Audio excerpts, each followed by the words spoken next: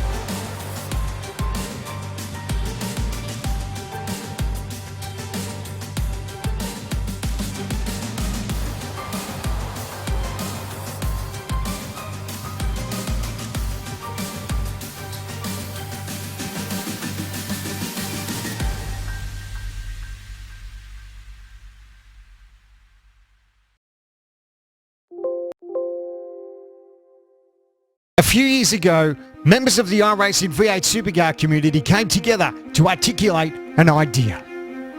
Then, on August 10, 2014, the V8 Supercars Online Premier Series had its first race day at Circuit of the Americas, and Madison Down claimed the victory.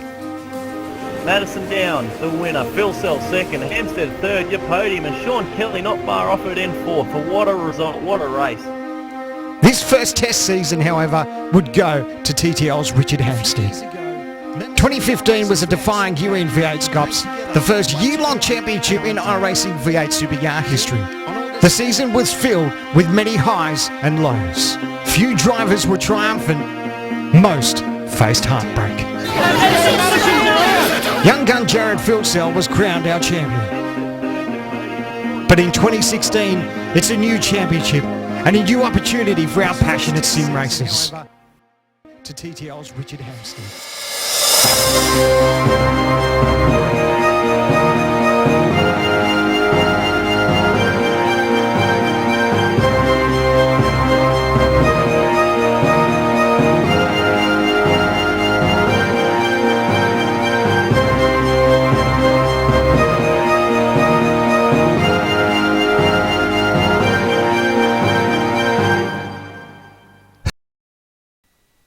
Good evening everybody and welcome to my live stream of the new build of the V8 Supercars. A lot of changes this season for the good, both sounds and drivability itself.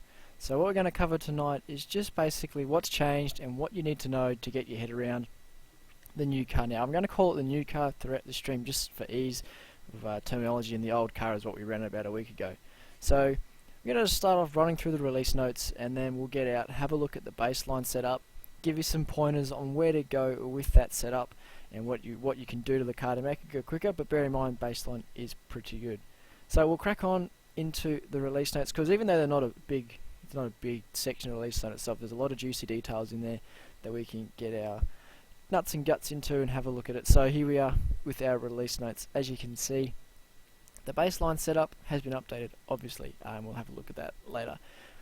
Next point is, this is where the suspension changes come into a fairly significant point. So they've actually enabled chassis torsional stiffness. It was on the car before, but it essentially made it a plank of wood that it just didn't flex at all. So they've enabled it, and then they've also adjusted it slightly. And rear damping forces have been increased. This is big because the dreaded pogo is no more. It's much nicer over curbs. You can actually hit a bump in this car now, and nothing's going to kill you.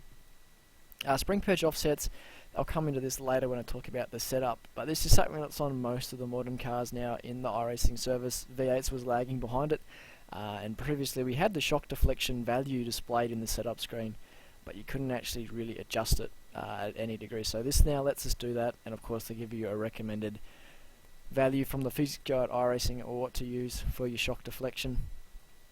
Big one, V6 tyre.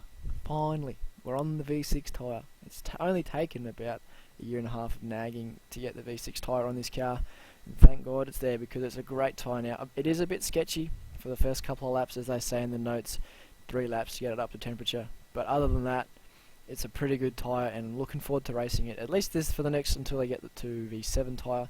Otherwise it's a pretty good tyre so far. So as I touched on earlier, next point is your chassis torsional stiffness being reduced to help the rear lateral grip loss be more progressive. So what that meant was, before you'd kind of be on edge as to what you were going to do with the rear of the car when you came out of a corner.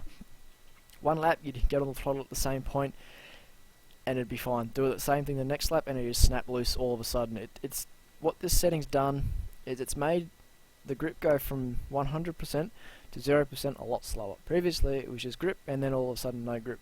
Now there's a nice fall off as you can feel the edge of the tyre and you just go beyond its limit.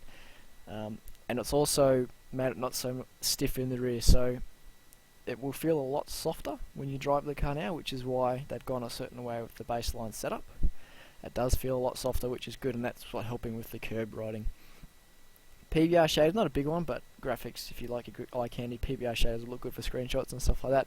And the big one, the most noticeable change will be the sounds. These sounds are absolutely amazing. The Holden, Aussie Greg Hill has said they're actually a recording of an actual Holden Commodore, and you can tell because they sound amazing once you fix up your app.ini, and I'll run through those changes later on as well.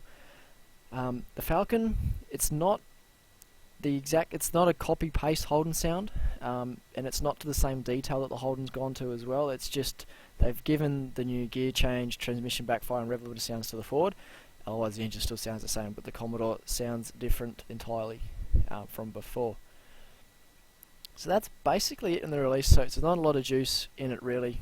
The big thing of course is those spring perch offsets and the rear damping and the sounds, which we'll duck into later. So we'll jump over to the sim and turn some laps. We'll just have a run through the baseline setup and see what's different in the set, and then what we've got and what we can play with in regards to all of that. So here we are over in the sim. We're just on the baseline setup. It's actually a very good setup. They've done well this season, iRacing, with their baseline set. V6 tyres are going to give us a bit higher tyre pressures than before, but that's just the nature of the beast. You've got to run it a bit higher because the optimal range of the pressures of the tyres, are a fair bit higher than they were previously. So we're looking at around about 185, 195 to be the optimal range for these pressures. Still tweaking and finding what works well, but so far that's what I found to be the best sort of quality pace as well as longevity of the tyre is between 185 and 195, and of course that's across all other V6 tyre cars. So your GT3s and that will have similar tyre pressure windows as the V8 because they're all on the same tyre. Still comes up to temperature pressure at the same rate. Pressure increments are still the same when you adjust it from cold to hot. We see the same change at the other end.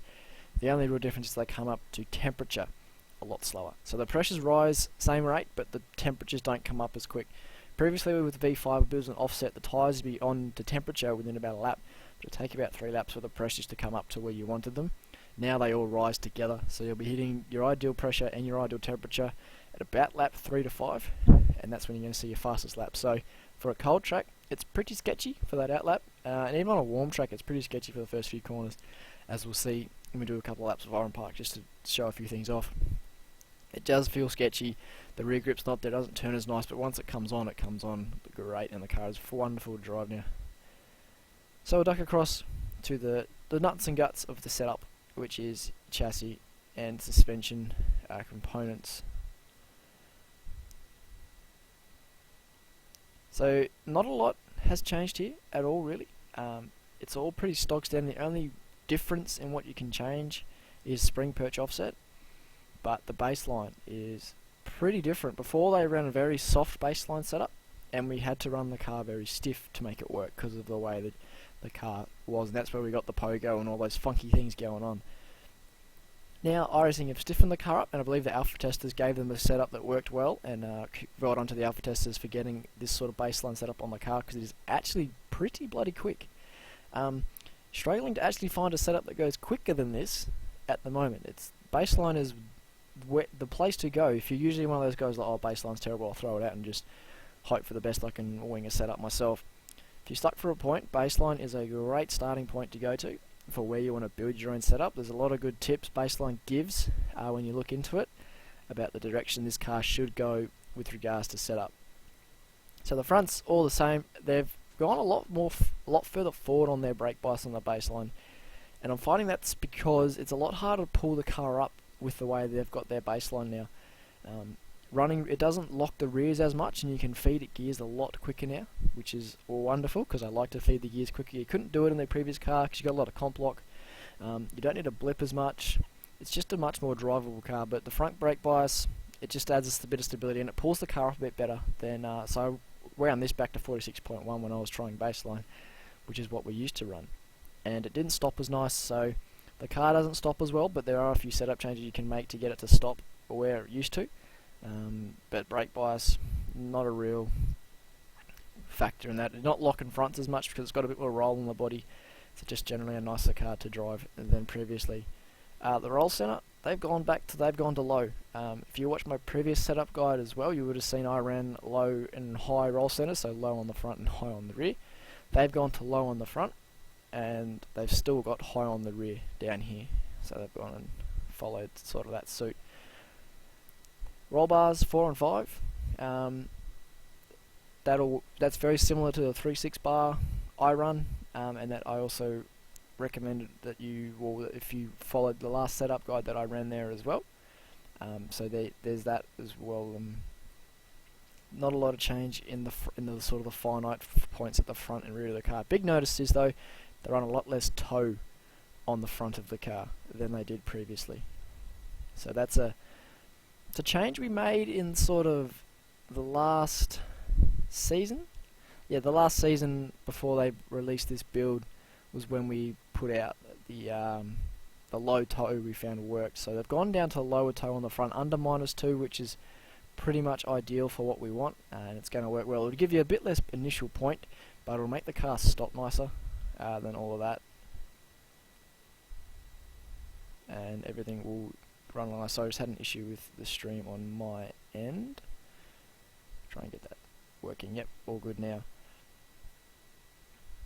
So we'll run down into the dampers, and this is where everyone's trying to wrap their heads around the axle about what's going to work and what's not going to work anymore, because it's kind of confusing.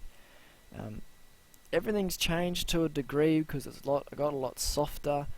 Everyone's not sure whether we can now run the car soft and it'll work, because previously in the old build, if you ran it soft, it felt great, but it drove like a bag of dog poo. It just was terrible. It did weird things when it came off bumps because of the pogo. It wasn't a great car to drive. So everyone's thinking, do I run it soft again, or do I run it back in where we were in the stiff end of the spectrum? And it's still up in the air. I've only really had 2 days to kind of dig into what's going to work with this car. Still haven't found what's going to work perfectly. One day I'll find this works and the next day I won't, but I'll give you guys some pointers on where to go that'll make the car go a bit quicker than baseline. But first off, I'll start with explaining what the spring perch offset setting is in really layman's terms, because you can Google it and find out what spring perch offset is, and you can get confused by people with mechanical engineering knowledge saying all sorts of weird terms you don't understand. In layman's terms, you've got your damper with the spring on it. The spring perch offset is the distance between the top of the damper and the top of the spring. So it's essentially, its main adjustment is it adjusts your shock deflection, but it's also a way of fine-tuning the spring rate. Because if you have more offset, you're to a degree compressing the spring a bit, and that's going to effectively increase the stiffness of the spring beyond the spring rate you've already got. So what it does is, with a higher spring perch offset, it's going to give you more oversteer, and then with a lower spring perch offset, you're going to get a bit more understeer. And that's also going to adjust your shock deflection, which in turn adjusts your ride height, so then you've got to use your damper length to adjust the ride height back to where it was. So previously we couldn't adjust the shock deflection really at all. There was no direct effect between one adjustment and the shock deflection. Now you can change it entirely, so we'll go up a few clicks here and just show you. So we'll go up to 50 millimeters out of 140 millimeter shock deflection. The ride height went up, so then we've got to adjust it back. I'll reload baseline so I don't forget what it was. Spring rates, I'll get back to them later, and we'll talk about, once we've given a bit of a drive, we'll talk about what you can do to adjust it. The dampers are actually pretty good on the baseline. Chucked in Motec and they look pretty good, and the curb riding's very nice as well, which is what you can expect, because they've done a great job getting the pogo out of the car. Now onto cambers, because this is a big talking point amongst some of the guys in the V8 community, where to go with cambers and what going to work best. In real life, the rear V8's run very high negative camber. About -6 on the front and up towards -3 on the rear. That's what I heard a while back. iRacing, of course, haven't got sort of the tyre deflection into their tyre model yet. So what we've got at the moment is we're running very, very low cambers. -2 and -1.5 is what they've got on baseline, which is what's going to work very well for you. Chucked in Motec, and the contact patch is pretty much perfect for what you can get in iRacing on a road car. So those cambers will serve you well. They won't destroy the tyres much, and that's probably the best work you're going to get. You can go a bit higher. Last season we were running -2.4 on the front and -1.8 on the rear, and that's what worked well on that set of tyres. Now, if you're looking at Motec, purely looking at the numbers in Motec, you're going to be going -2 and around -1.5 on the rear. But again, that 1.5 to 1.8 range will work well. It's just about tuning it to the track conditions, especially at Oran Park, as I'll do a few laps later. The lower camber makes it a bit unsteady through the dog leg, the higher camber makes it a bit nicer, but then it also burns that inside edge a little bit quicker than it would if you ran the lower cambers, or if you stood the tyres up more, that's what I mean, yeah. Rear toe, as well as we were talking about with the front toe, they're running it very low again. Now, previously, I remember the setup guide I put out end of last year, was it? Yeah, that one. I was running about +3 on the rear, and that was giving good drive off the corners, but it wasn't making, the rear wasn't turning as nice. So what they've done with this +1 is it's going to give you a nice amount of turn out of the rear and drive. So basically what the rear toe does is it will, so the more positive you get, the more the tyres are pointed together. So it's going to give you more drive off the corner. But it's not going to let the car turn as nice at the rear. So the rear, you're going to feel like you're dragging a trailer through the corner because the back end's just ploughing through and pushing the car wide. So you run less positive, gives you more turn but less drive, and also it's a bit more unsteady over rises. So best place to test if your toe change has worked is Bathurst at the Skyline, the drop down into the S's. You know you've got your toe right when the car doesn't want to get skittish across there. It's quite nice down there, so that's where toe comes into it. Rear stability, rear turn and rear drive, especially over undulations. That's why there's a few test tracks that I use, and I'll recommend the tracks to test this car in a sec. And they only go with half a tank in the car because, or why not? So now I've given you a rundown on what the setup is, and you already know roughly what a spring rate does. If you've been around a while, you know how to set up a car roughly. If you haven't, then continue watching and I'll teach you later. But lost my train of thought there. We'll do a few, sorry, that's the word, test tracks. There's a lot of tracks in iRacing that can actually be very good test tracks. It all depends on what corners you want to, what you want to test really in the car and how you're going to go about it.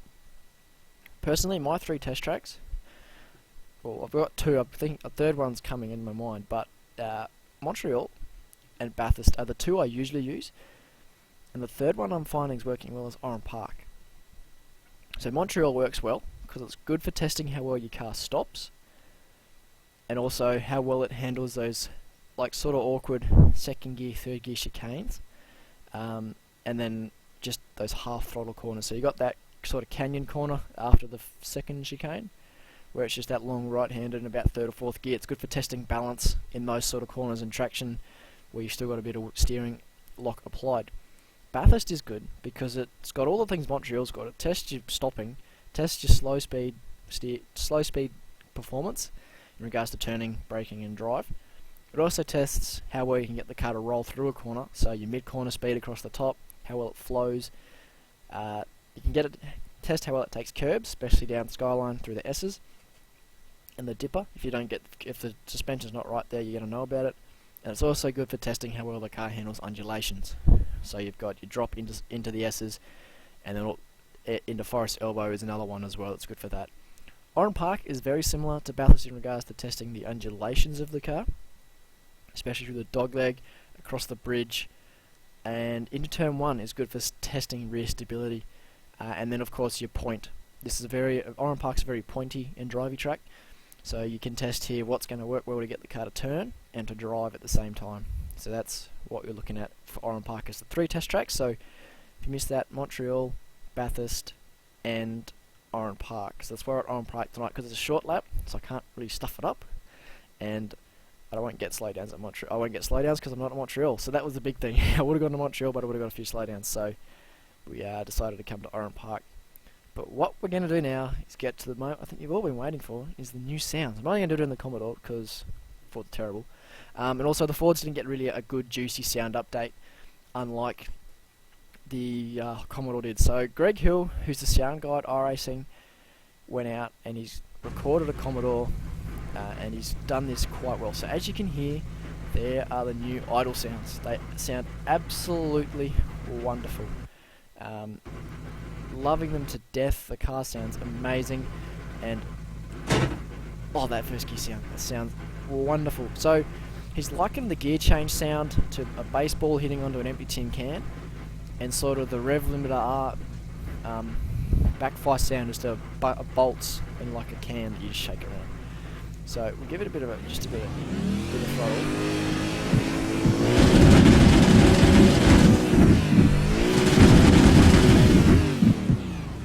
That's a sound we haven't had in a while, that nice rev limiter sound.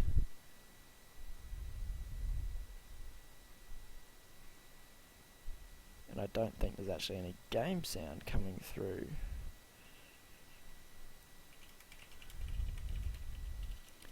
Sorry, I've just noticed that in this corner of my eye, that it doesn't seem as though the sound's coming through properly. I'll just check that.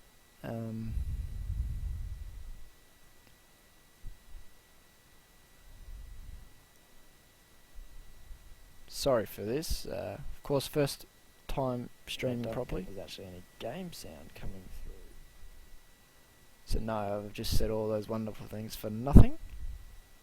Sorry, I've just noticed that in this corner of my eye. Try and get this rectified shortly. So I'm just going to take a quick break. I'll be back very soon with some rectified game sounds.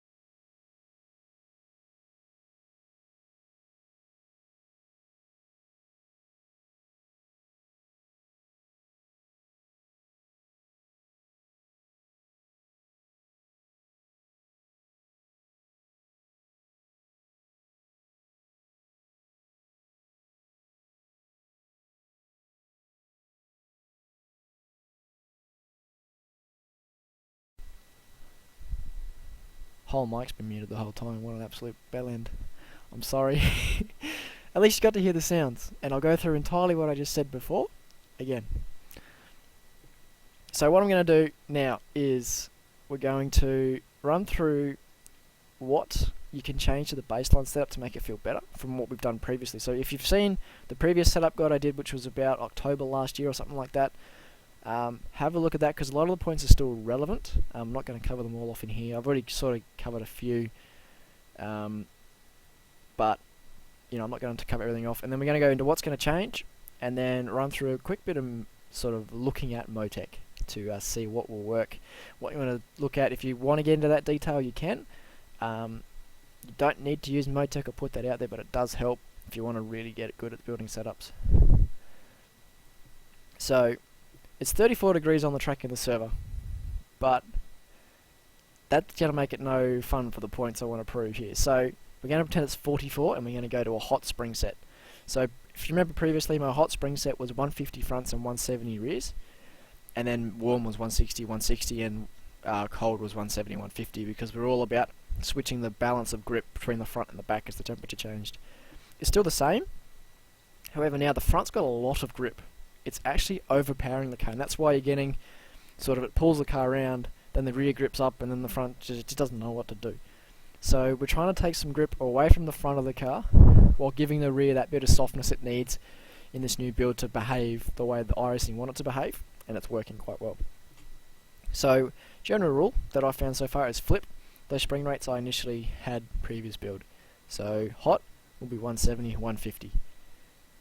Warm will still be 160, 160, and then cold 150, 170. So 44 degree track, we're going to go and change those spring rates up to 170, 150. And that's going to change your ride heights and all along that. So a lot of stuff will change. And with this now is where you can wind the brake bias back, wind it back to 46.1, because as you probably saw, my absolute bell end driving, where I threw it off the road once, nearly threw it off the road twice, struggles on the brakes, the fronts lock a bit, all that stuff. So we're going to wind the brake bias back to 46.1, which is what we used to run, and I'm going to go back to roll bar settings 3 and 6, because that's what I prefer. Again, roll bar, anti-roll bar arm settings are entirely a personal preference. I run 3.6 because it's what I found worked well for tyre wear on the V5 tyre. Haven't done a race yet on V6, so I can't tell you, but 2.8 works well. It's essentially the same as 3.6, but it's a bit softer and a bit stiffer in the rear, so it'll give you more of what we're doing with 3.6 and all that stuff. But not a lot in that front end change from what I used to run, other than now running under the -2. So run it as close to -1 as you can. Down into the ride heights. From the setup guide I did previously, I used to run it, what was it, can't remember exactly. I ran it really low at the rear and pretty high at the front. Like I maxed out the front and bottomed out the rear. That's I think what I used to do.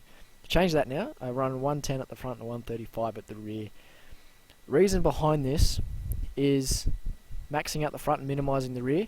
Sure, it's great in a straight line. It's absolutely amazing in a straight line. Doesn't stop as nice.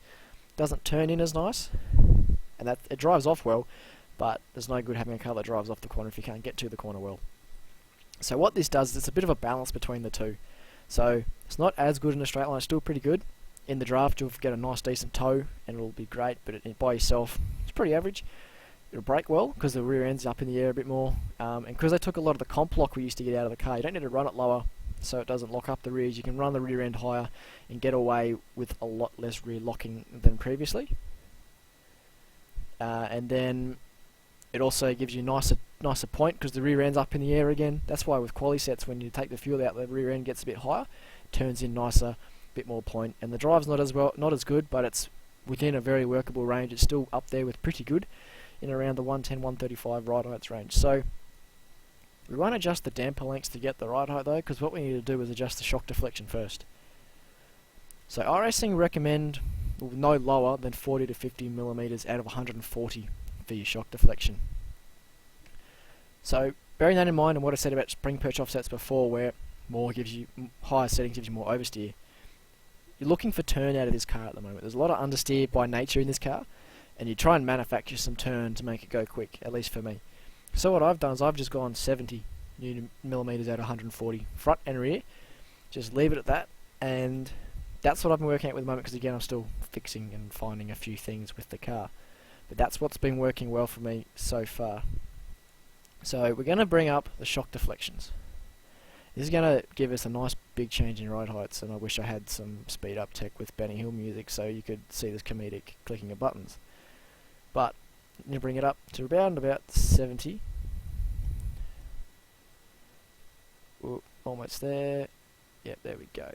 That's brought our ride height actually down. It's dropped it quite significantly, so they need to bring the ride height back up. But I'm not going to bother, because it's a lot of clicking buttons, and I don't think you want to see me clicking lots of buttons. So that'll go back up to 110. So it's not 81, it's not flashing red, it's 110.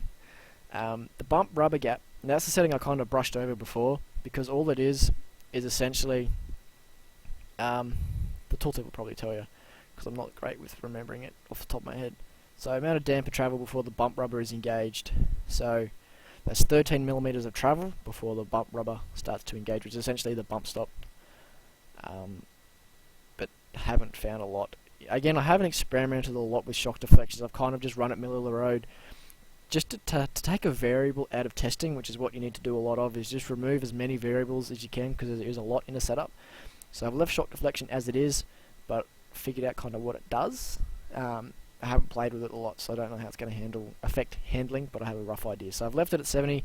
Bump rubber should then be 13 all around. We'll just adjust the rears for continuity's sake.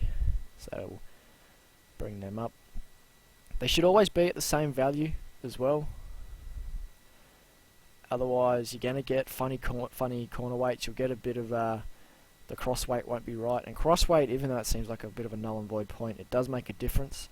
49.9, 50.1 doesn't mean a lot. It's like, good luck, you're not going to get it at bang on 50 all the time. But when it's sort of towards the lower ends of the 49s and up towards 51%, that's when you need to bring it back. And often your damper length or your shock spring perch offsets are out. Excuse me, sorry. So now we'll crack into dampers. I'll bring up a Motec file in a sec to show you what you want to do with that. But your cambers, -2 again, so you're going to drop them. So 16 plus 16.5 caster, sorry. No, it's not actually working, it used to work. But you want to get them down to 2, so you're going to have to run more caster. I think it's around 17 to get it down to. Nope, a lot more caster. So it's going to make the wheel feel heavier, but you can just run 2.4. 2.4 is fine, it's going to be perfectly fine for your needs. Even 2.5, because 0.1 of a degree is literally nothing. So 2.5 will work, but again, it's personal preference as to what you want to run. If you like a bit more of that mid-corner turn, which is what we're trying to get out of this car, is run that sort of more lent over tyre. If you stand it up more, it's going to give you more turn when you flick the wheel initially, but as mid-corner it's going to start to lean on the outside edge of the tyre and sort of roll over it. And that's why you run a bit higher camber. So the wheel won't feel too much heavier. We did run plus 16 before, so it's only 0.5 plus 0.5 of a degree of caster, but it's not too much heavier. The wheel actually feels a lot better in this build. It's a lot stiffer, there's a lot more feeling in the wheel, and you can feel curbs a lot better and everything like that.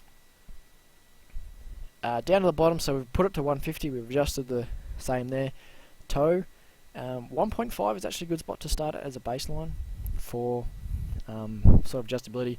You don't want to go any more than about 2 plus 2.5 mils, because that's when you start to take away a lot of the turn in the rear and just go focus for drive. For tracks like Monza, that'll work. You'll struggle with the Lesmos, but you'll get absolutely great traction and all that sort of stuff. But it's not going to be perfect. And then it's going to be difficult over undulations, but it's going to turn pretty well. It's going to drive alright, but that's where you use your cambers. So you drop them to 1.5. I personally am running about 1.8 at the moment. Anywhere between 1.5 and 1.8 is fine. You're not going to lose a lot of tyre doing that. It's going to work quite well. So what I'll do now is I'll roll over into Motec. So I just have to boot that up. Sorry, it's going to take a little bit. And we'll bring up a file from some of the runs I've done today. And at first just be like, brain explosion, what do these squiggly lines mean? I'll explain what the lines mean, I'll explain what you're looking for and what you want to do with the car. So Motec's up, I'll just bring that onto the center screen, there we go. So, Motec empty, no file yet. This is not that loaded up pretty quick. So Oran Park GP. There we go. We loaded our file. So we're looking at a tyre screen here. We're going to get off that and go to suspension. So I'm using the default workbook here. Default workbook is fine. There's not a lot that you need to grab from another workbook. All that sort of stuff. It's default workbook does the job, considering you only really need for the V8 suspension histogram and then the tyre data that you saw on the previous screen. So squiggly line. If you've just grabbed Motec before, if you've just downloaded Motec off the website, that's what it'll look like. So all I do is change the style because I don't like all the bars and different colours. I just like one line. Now this is going to be weird because, you know, in Australia we use good unit system like millimeters and meters. I'm going to tell you to not use millimeters and go to inches instead. Go to the funky American style of units and go to inches. This is purely because it tidies it up. There's a lot that's because an inch is 2.5 mil. So iRacing, you know, you don't get that much adjustability with the setup. So you bring it into a tighter window. So of inches, you take out a lot of the noise as well that you get with the millimeters per second traces. A few years ago... Wrong button, sorry. You've got to change it for every single one, or else, as you saw, so we'll go change this back to millimeters, or not feet per minute, millimeters per second. It makes the graphs all funny, and if you don't change both ends, both sides of the car, it does all sorts of stuff. So change them all to inches, and there's your lines. So what do these lines mean, you must ask? Well, it's essentially giving you an average. The outlap was very long, so we used the 2 laps we did. It's giving you the travel of the damper over time. So it's in inches per second, so it's traveling at an average. The average rebound speed is 1.4 inches a second, or movement is 1.4 inches a second, and then at the rear, you know, and the rebound is 1.2 inches per second. So there is a PDF out there that recommends.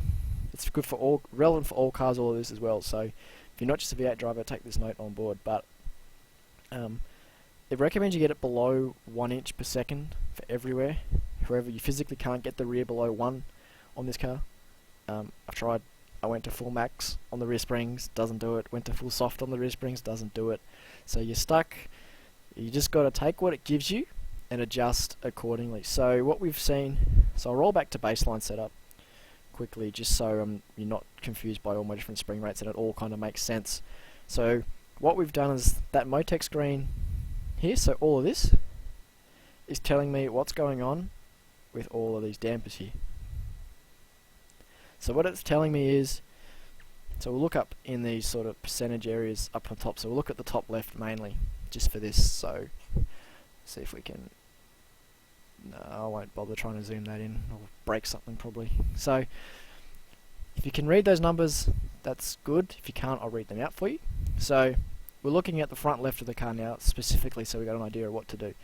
So, from left to right, you've got your average rebound, your high speed rebound percentage, your low speed rebound percentage, and then low bump percentage, high bump percentage, and average bump.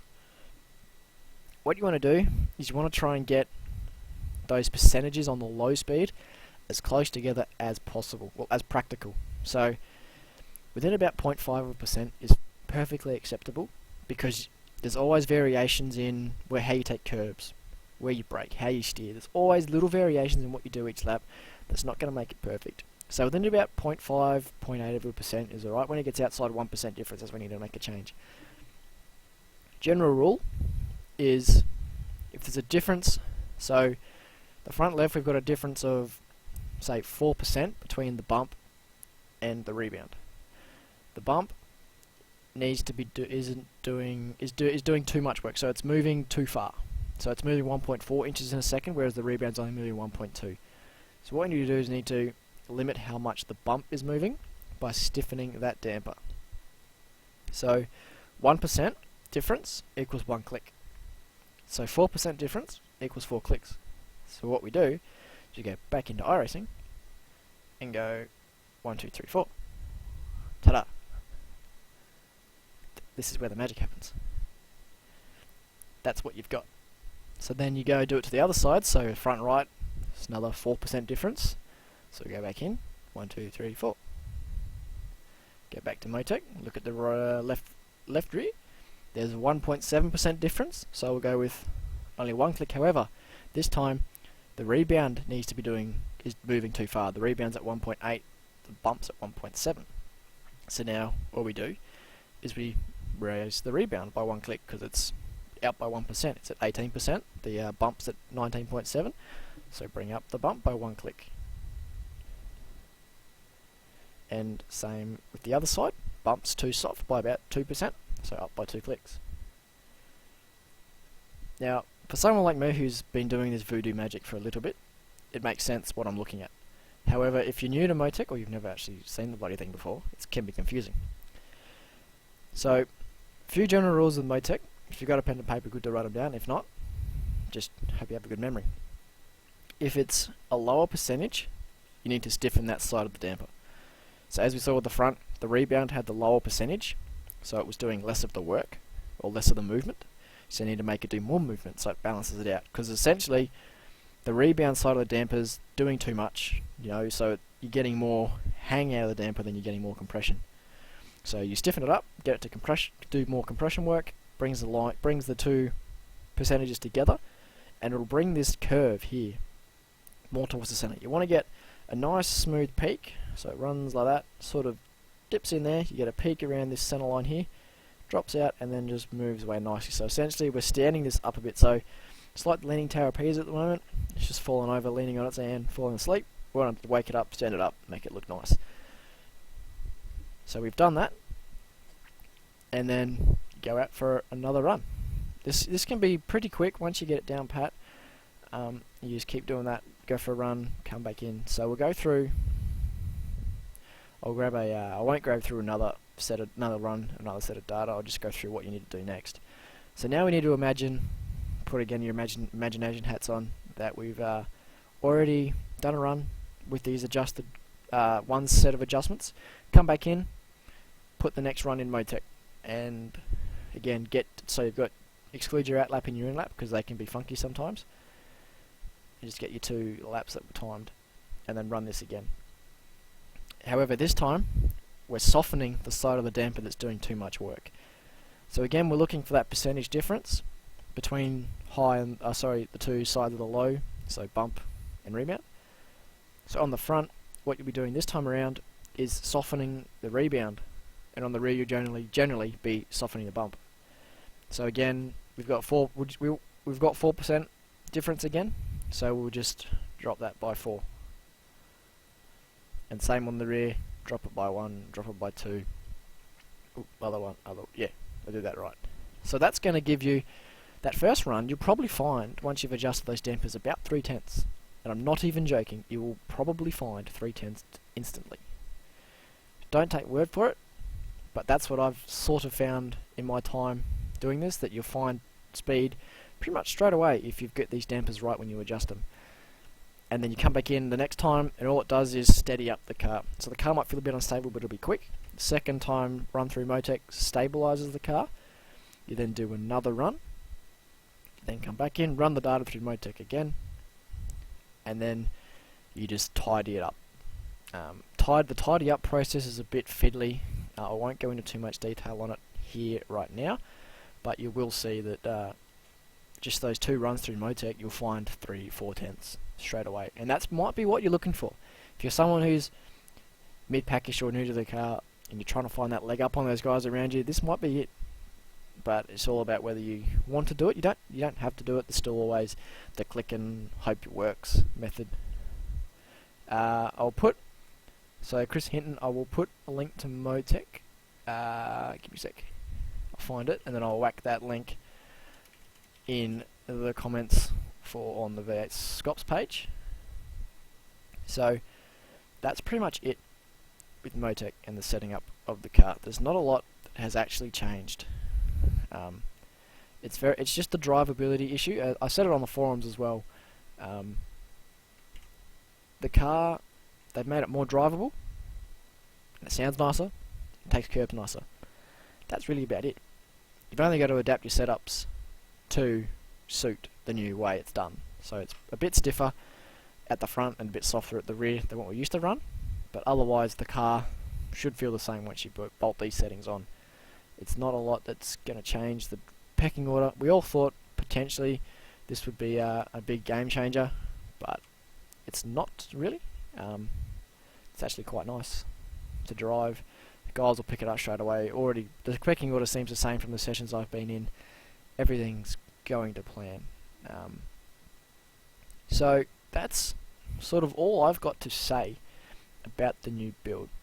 So for those who are watching, if you have any questions, I'll be hanging around and talking some jibber jabber about the car and what you can expect and all that sort of stuff. If you send through those questions either on the chat or anything like that, I'll pick them up and answer them as best I can. Again, of course, because it's a pretty competitive series of V8 Scops, I'm not going to give away all of the secrets, all of my trade secrets. I've given away a pretty good one, which is Motec, so there's not many secrets in what I do. So for anyone who races me out there who thinks what the magic is whenever they race and what I do with the setup, there's no secret.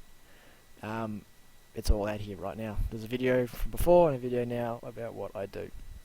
So if there's any questions, send them through on all the places where this is up. I believe it's on the V8 Scops page, V8's Online, my own channel, and somewhere else I think as well. So there is a link on the V8 Scops page. I'll try and put that on these other streams now for Motec if you're interested. Again, it's not a thing you need to go well. It does help. It does make you understand as well. YouTube not allowing links. What are you doing? I did find that it helped me understand what the car was doing more once I actually used Motec. Mainly because you think about you don't have to think so much. Motec takes a lot of thinking out of the game and makes it a lot easier to just sort of click buttons, know what you're clicking, why you're clicking it, and like, oh, there's a lap time, that's great. It makes you go a lot quicker. So I'll be hanging around for probably another 5 minutes, so if there's no questions, I'll just finish it up. And again, thanks for guys turning out tonight. I know it was in all sorts of different places. There's all sorts of people watching on different things at different places, but again, thanks for turning out. It's the first time I've done a proper live stream. I might drive for another couple of laps, just so you guys can get the wonderful sounds. Because why not? Sounds are good.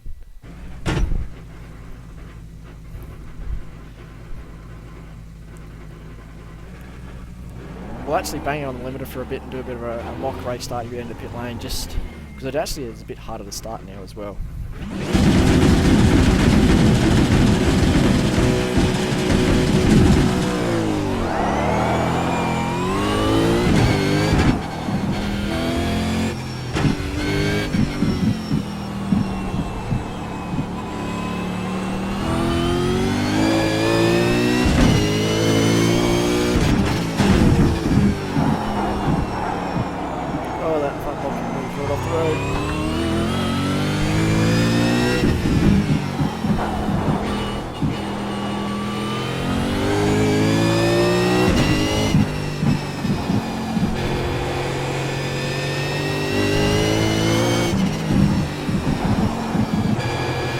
probably missed it when I went full retard and left the mic. The gear shift sound is likened by Greg Hill to a baseball bat hitting an empty can.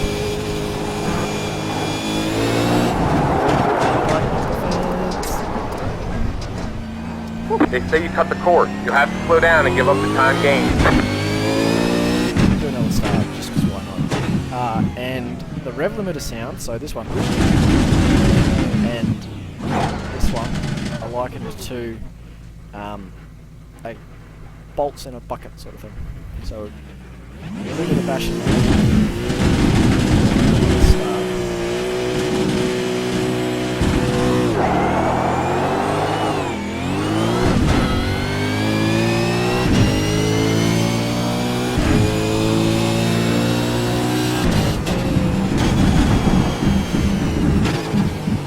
Oh, before I forget, I'll actually find the forum post for your little INI settings for the sound and the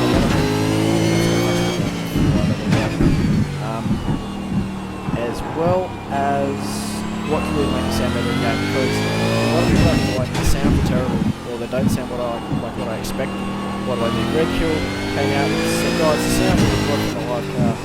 What's going on? Basically, there was a bunch of settings. I'll explain why they weren't showing up if you just run the default sounds.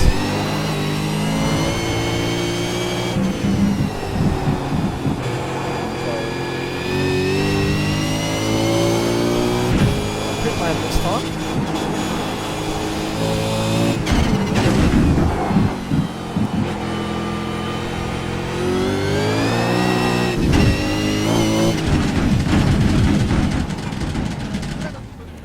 Drove all the way down because I don't feel like going for a long drive. So the sounds, the backfires that you heard there, so coming off the throttle there at the end, going down the gears when it's called that garbly noise, you won't get that if you don't have this setting here to high. So by default it goes to low detail because they forced it in an update. Not that one. So put it to high, and sounds with particle effects equals sound. Well, the backfire sounds are actually physics driven by the popcorn effect system. So if you don't have that on high, you're not going to hear the backfires at all. And trust me, you want to hear the backfires. It makes the sound, and it actually, I know a teammate of mine had a gripe that sorry, I lost my train of thought there. That the engine didn't get louder as you got faster. Turn that on, it did. So if I know for the guys out there who've got probably potato PCs, it's going to be hard to do. And of course, sound over playability, weigh that up. But yeah, personally, because I can run it at high, I run it at high now. And it helps you see some of the new things that have been done with dynamic tracks, such as the dirt being thrown on the road, all that sort of stuff. And I'm sure by now you've seen the video of the guys making, what was it, one of the speedways into a dirt oval just by doing burnouts in the dirt. So particles to high will give you the backfire sounds. And there's not a lot else in here that you can do, really. Excuse me.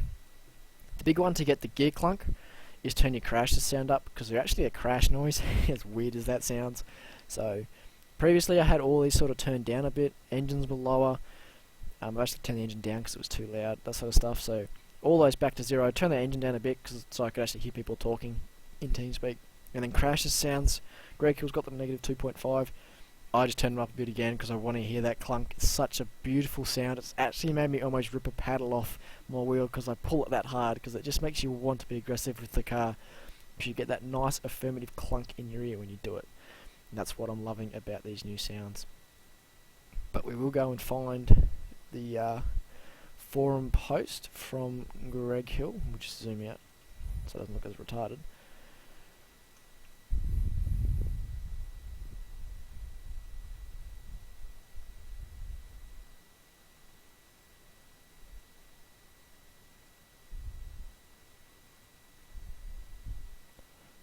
Where is it? There it is. Alright, so we go down into the V8 forum. Sorry, just reading something. What do you think of the new update? It's actually gone a hot thread now, which is kind of good. So, Greg Hill's been doing a lot of things, kind of putting out fires to a degree of people about the sounds. So it's page 3, page 2, I can't remember. So this guy's compared the set that it's been pretty good. He compared it well. It's somewhere here. Oop.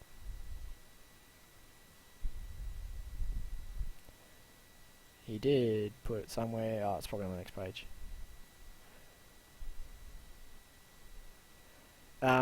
Riley, I'll tell you what song I was playing at the start in a sec. So here we go. Greg Hill's I&I file. So don't copy and paste because it's all out of order and stuff, but what essentially he's done is he's turned off direct sound, just gone to whatever he uses.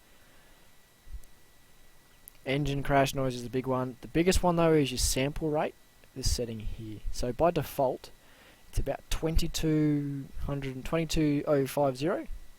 What you want to do is turn up to 4800. It will make everything sound better, as well as make the V8 sound better, like 10 times better. Absolutely 10 times better, which is brilliant. It's what you want. So change that. That's the big one, is the sample rate to 4800, crash sounds up, particle effects to high.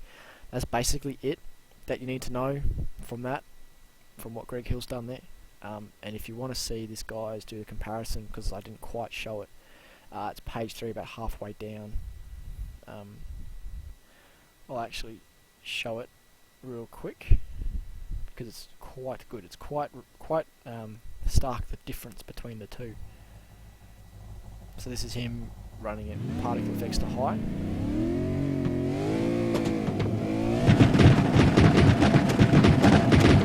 Skip ahead to where it's low.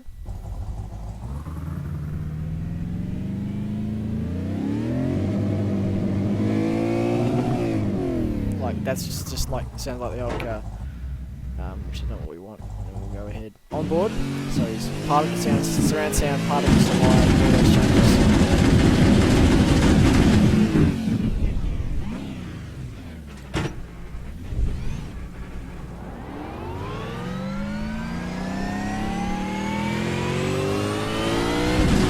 That's just what you did before. This is it. 200k sample rate, particles, all that stuff.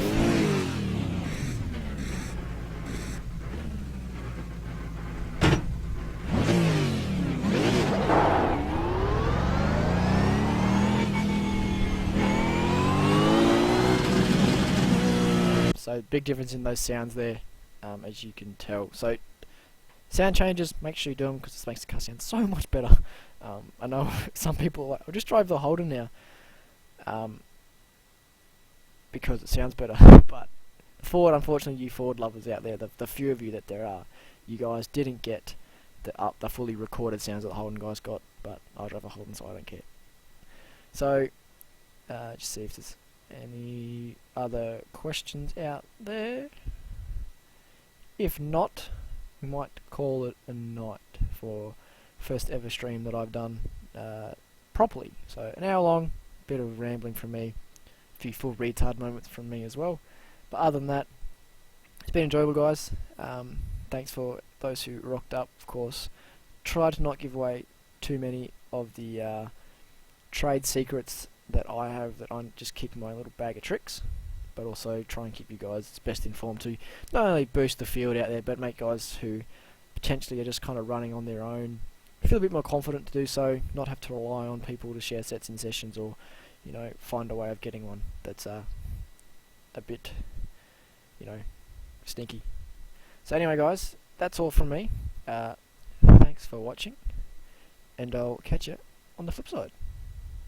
A few years ago, members of the iRacing V8 Supercar community came together to articulate an idea. Then, on August 10, 2014, the V8 Supercars Online Premier Series had its first race day at Circuit of the Americas, and Madison Down claimed the victory. Madison Down, the winner. Phil Sells second. Hampstead third. Your podium. And Sean Kelly not far off it in fourth. For what a result. What a race. This first test season, however, would go to TTL's Richard Hampstead. 2015 was a defining year in V8 Scops, the first year-long championship in iRacing V8 Supercar history. The season was filled with many highs and lows. Few drivers were triumphant. Most faced heartbreak. Young gun Jared Philsell was crowned our champion. But in 2016, it's a new championship and a new opportunity for our passionate sim racers.